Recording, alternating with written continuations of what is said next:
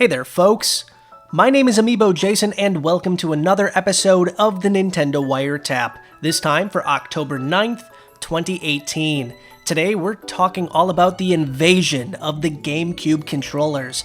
That's right, with Smash Bros. On the horizon, we have companies like Hori, PDP, and PowerA coming out with their very own GameCube-styled controllers. So, let's take a look at every single one of those right now.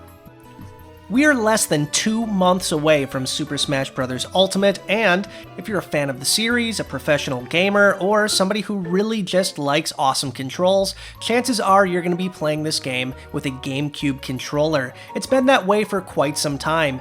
Even the Wii U version of this game had a special edition that came with both a GameCube controller and an adapter so you can actually use other GameCube controllers on this as well. And this is going to be no exception. So before we get into the third-party options, let's take a look at the official Nintendo option first. Now, if you do want to pick this up, you can pick up an official original GameCube controller for about $30. They're on Amazon, GameStop, pretty much any major game store you can pick one up. They come out the same day as Super Smash Bros. Ultimate, but there is one thing. You need a $20 adapter in order to use this thing. So if you don't have a Wii U adapter already, you're going to have to pick that up as well. So the initial investment for this is $50. Now the nice thing about this is if you have a whole bunch of old GameCube controllers, you can use your old controllers with just the adapter. So for $20, you can use all your old ones and you're good to go.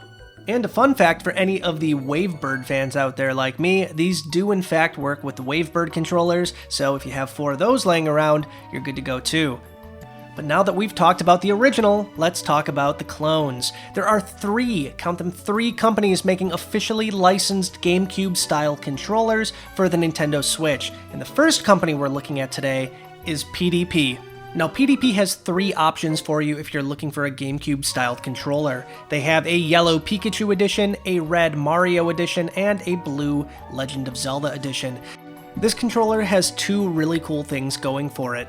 Number 1, it has both a ZL and a ZR button, not just one Z button, like on the official GameCube controller, so it's going to be compatible with a lot more games. And second, it has a second analog stick instead of a C stick. Now, there is one really neat thing about this. If you prefer the C stick, you can actually remove the right analog stick and put the included C stick right on there, so it feels just like the official GameCube controller, which I think is a really awesome touch. Now, like most of the controllers on this list, there's no rumble, there's no NFC touchpad, and there's no motion controls, so keep that in mind when you're picking this up.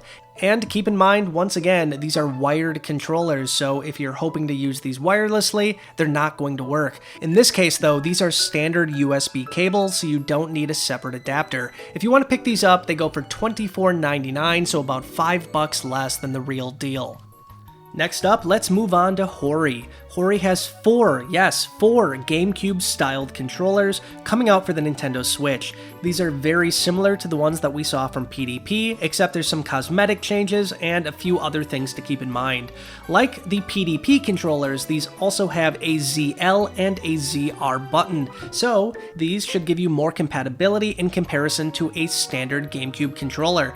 Also, like the PDP version, these are wired controllers that hook up via USB, so again, no additional adapters needed. These have really cool designs on them too. We have a Zelda, a Luigi, a Princess Peach, and a Super Mario themed option. All of these have kind of a transparent plastic to it, and I really dig the design of these. Now, the one thing that you want to keep in mind about these is that the C-sticks are not removable, so if you're looking for more customization, the PDP Fight Pad might be the better option for you, but personally, I love the designs of these. I think they are absolutely gorgeous. They have turbo buttons, you can remap the buttons. There's so many cool things about these, and Hori makes an amazing product. These are also $24.99, so $5 less than the official controller, and again, we have links in the description down below if you want to pick these up. And finally, I saved my favorite for last. Now, you might not necessarily consider these to be the best, but for my playstyle and the fact that I'm not a pro in any way, shape, or form, these are going to do just fine for me. And these are PowerA's wireless GameCube-style controllers. At the moment, unless you actually have a GameCube adapter and the original Wavebird controller, these are the only officially licensed options for you if you want a wireless GameCube controller for Super Smash Bros. Ultimate. It looks like PDP was able to get a lot of things squeezed in here.